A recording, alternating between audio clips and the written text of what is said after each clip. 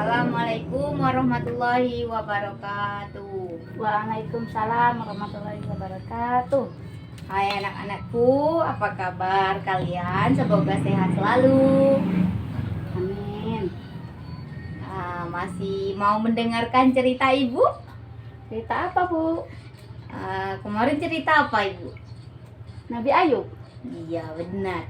Sekarang ibu akan ceritakan tentang kisah Nabi Adam alaihissalam. Nabi Adam. Iya. Baik, dengar ya. Allah Subhanahu wa Ta'ala menciptakan Nabi Adam sebagai manusia pertama di dunia. Sebagai umat Islam, mempercayai adanya Nabi dan Rasulnya merupakan salah satu rukun iman. Penciptaan Nabi Adam dituliskan Allah Subhanahu wa Ta'ala dalam Al-Quran surat Al-Baqarah 30-39. Dijelaskan para malaikat sempat bertanya 7 penciptaan manusia yang bisa membuat kerusakan di bumi. Tetapi Allah menjawab hal itu dengan kebijaksanaan. La iza qala rabbuka lil malaikati inni ja'ilun fil ardi khalifah qalu ataj'alu fiha wa yufsidu fiha wa yasfiku dima wa nahnu nusabbihu bihamdika wa nuqaddisu lak qala inni a'lamu ma la ta'lamun. Tahu nggak artinya apa? Nggak tahu, Bu. Artinya, dan ingatlah ketika Tuhanmu berfirman kepada para malaikat, Aku hendak menjadikan khalifah di bumi. Mereka berkata, apakah engkau hendak menjadikan orang yang merusak dan menumpahkan darah di sana? Sedangkan kami bertasbih memujimu dan menyucikan namamu. Dia berfirman, sungguh aku mengetahui apa yang tidak kamu ketahui. Itu artinya. Dikutip dari buku Kisah Para Nabi oleh Ibnu Katsir, Nabi Adam diciptakan oleh Allah Subhanahu wa Ta'ala dari tanah dengan hanya mengucapkan perintah kun fayakun. Sebagai firman Allah Subhanahu wa Ta'ala dalam Al-Quran surah Al-Imran ayat 59. Kun fayakun artinya tahu? Belum, Bu. Apa yang terjadi? Terjadilah. Inna masalla Isa idallahi komasali Adam qala qawmu min turabin summa qala lahu kun fayakun. Artinya, sesungguhnya perumpamaan penciptaan Isa bagi Allah seperti penciptaan Adam. Dia menciptakannya dari tanah. Kemudian dia berkata kepadanya, jadilah. Maka jadilah sesuatu itu. Dalam hadis riwayat Bukhari, Nabi Muhammad SAW bersabda bahwa Nabi Adam memiliki tinggi hingga 60 hasta dengan rambut yang lebat. Sesungguhnya Allah telah menciptakan Adam dalam bentuk seorang laki-laki yang tubuhnya sangat tinggi dan rambutnya sangat lebat. Tubuhnya seperti buah kurma yang menjulang sangat tinggi. Kemudian Allah Subhanahu wa Ta'ala ajarkan semua hal kepada Nabi Adam agar ia memahaminya. Hal ini dijelaskan dalam Quran surat Al-Baqarah ayat 31. Yang artinya, dan dia ajarkan kepada Adam nama-nama benda semuanya. Kemudian dia perlihatkan kepada para malaikat seraya berfirman, sebutkan kepadaku nama semua benda ini jika kamu yang benar. Itu kisah Nabi Adam. Cerita kisah Nabi Adam dan Hawa. Saya ada lagi ceritanya. Setelahnya Allah Subhanahu wa Ta'ala ciptakan Siti Hawa dari tulang rusuk Nabi Adam sebagai pasangannya. Hal ini tertulis dalam Quran surah An-Nisa ayat 1. Hawa itu cowok atau cewek, Bu? Hawa itu cewek, Oh. sedangkan Nabi Adam itu laki-laki. Ngerti? Itu, Bu. Nah, yang artinya tadi, wahai manusia, bertakwalah kepada Tuhanmu yang telah menciptakan kamu dari diri yang satu, Adam, dan Allah menciptakan pasangannya, Hawa, dari dirinya. Dan dari keduanya, Allah memperkembangbiakkan laki-laki dan perempuan yang banyak. Bertakwalah kepada Allah yang dengan namanya kamu saling meminta, dan peliharalah hubungan kekeluargaan. Sesungguhnya Allah selalu menjaga dan mengawasimu. Kemudian Allah persilahkan Nabi Adam dan Siti Hawa untuk tinggal di surga dan menikmati semua nikmatnya. Hanya saja Allah melarang Nabi Adam dan Hawa untuk mendekati salah satu pohon di dalam surga. Bahasa Arabnya yaitu ini. Wa ya adamuskun anta wa zaujukal jannata fakulla min haitsu si'tuma wala taqraba hazihi si syajarata fa takunna minaz zalimin. Artinya, dan Allah berfirman, wahai Adam, tinggallah engkau bersama istrimu dalam surga dan makanlah apa saja yang kamu berdua sukai. Tetapi janganlah kamu berdua dekati pohon yang satu ini. Apabila didekati, kamu berdua termasuk orang-orang yang zolim. Itu Pohon? artinya tadi. Pohon apa itu, Bu? Itu pohon buah kuldi. Bakul dia, Bu. Ya. Namun sayang, iblis menggoda Nabi Adam dan Siti Hawa untuk memakan buah yang dilarang oleh Allah Subhanahu wa taala. Iblis mengatakan bahwa buah tersebut dapat mengubah mereka menjadi malaikat dan bisa hidup kekal di surga. Hal ini tertulis dalam Quran surat Al-A'raf ayat 20. Mau tahu? Mau dengar? Mau dong. Ya.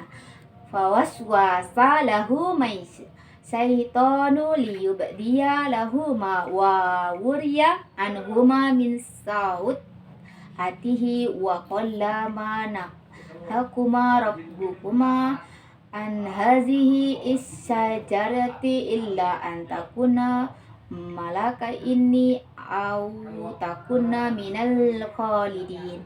Artinya, kemudian setan membisikkan pikiran jahat kepada mereka agar menampakkan aurat mereka yang selama ini tertutup. Dan setan berkata, Tuhanmu hanya melarang kamu berdua mendekati pohon ini agar kamu berdua tidak menjadi malaikat atau tidak menjadi orang yang kekal dalam surga. Akibatnya, Nabi Adam dan Siti Hawa diusir dari surga. Mereka berdua pun diturunkan ke bumi dan dipisahkan seperti ditulis dalam Quran surah Al-Baqarah ayat 36. Yang artinya, lalu setan memperdayakan keduanya dari surga sehingga keduanya dikeluarkan dari segala kenikmatan. Ketika keduanya di sana di surga, dan kami berfirman, turunlah kamu, sebagian kamu menjadi musuh bagi yang lain. Dan bagi kamu ada tempat tinggal dan kesenangan di bumi sampai waktu yang ditentukan. Sebelum itu, Nabi Adam dan Siti Hawa memohon ampun kepada Allah seraya bertaubat atas dosa yang dilakukannya. Hal ini tertulis dalam Quran surah Al-A'raf ayat 23. Yang artinya, keduanya berkata, ya Tuhan kami telah menzalimi diri kami sendiri.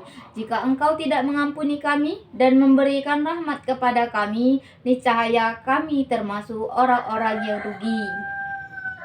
Itu cerita Nabi Adam dan Siti Hawa. Selanjutnya, kisah Nabi Adam dan Iblis. Sebelum membisikkan godaan kepada Nabi Adam dan Siti Hawa, iblis diketahui tidak menyukai mereka.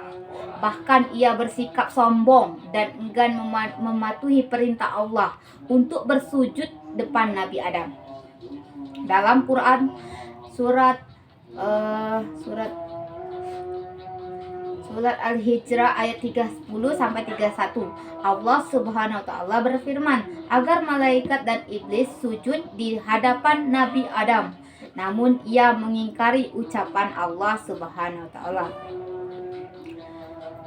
Fa sajadal malaikatu kulluhum ajma'un illa iblis aba ayyakunna ma'as sajidin. Artinya, maka bersujudlah para malaikat itu semuanya bersama-sama kecuali iblis.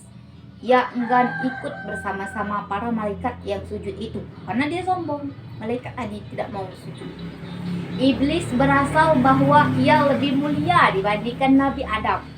Sebab Nabi Adam hanya diciptakan dari sebuah tanah, sedangkan ia diciptakan Allah dari api.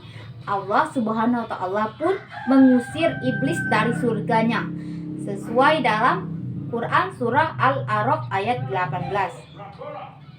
Artinya Allah berfirman, "Keluarlah kamu dari sana, dari surga, dalam keadaan terhina dan terusir.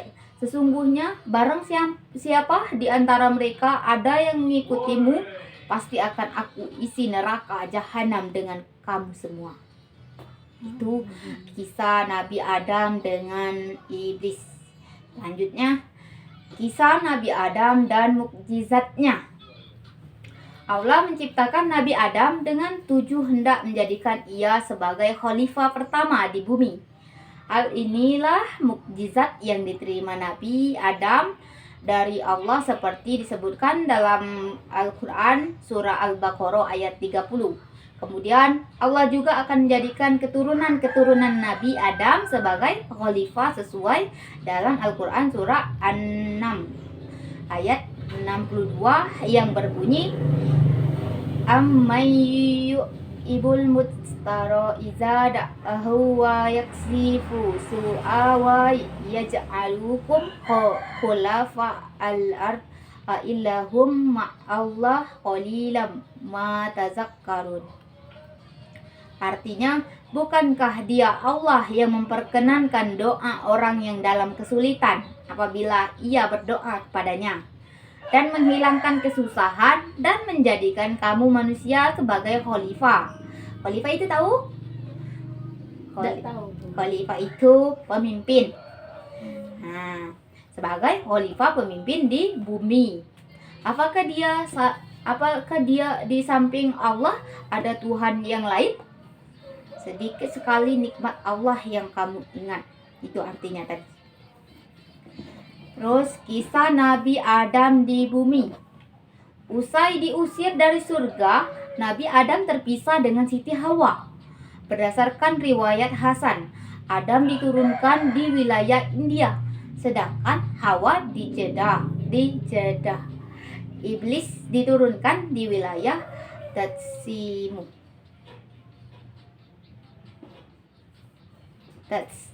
Dastimyan di Basrah. Sementara ular diturunkan di wilayah Isbahan. Kemudian Ibnu Abi Hatim meriwayatkan dari As-Siddi, ia berkata, Adam turun di India, bersamanya turun pula Hajar Aswad. Beliau membawa segenggam daun surga di tangannya. Selanjutnya Adam menyebarkan daun itu di India sehingga tumbuhlah pohon yang bagus di sana. Sementara itu Ibnu Umar meriwayatkan Adam diturunkan di Safa. Itu dari Ibnu Umar meriwayatkan Adam itu diturunkan di Safa, sedangkan Hawa di Marwah. Mereka pun dipertemukan oleh Allah di Jabal Rahmah dan bersatu kembali. Sudah dia terpisah, dia dipersatukan lagi. Itu namanya jodoh. Baiklah, itu saja cerita dari Nabi Adam. Semoga mengerti ya. Ya, Bu. Semoga kisah Nabi Adam bisa menambah keimanan kita ya. Ya, Bu. Baiklah, itu saja yang bisa Ibu ceritakan tentang Nabi Adam.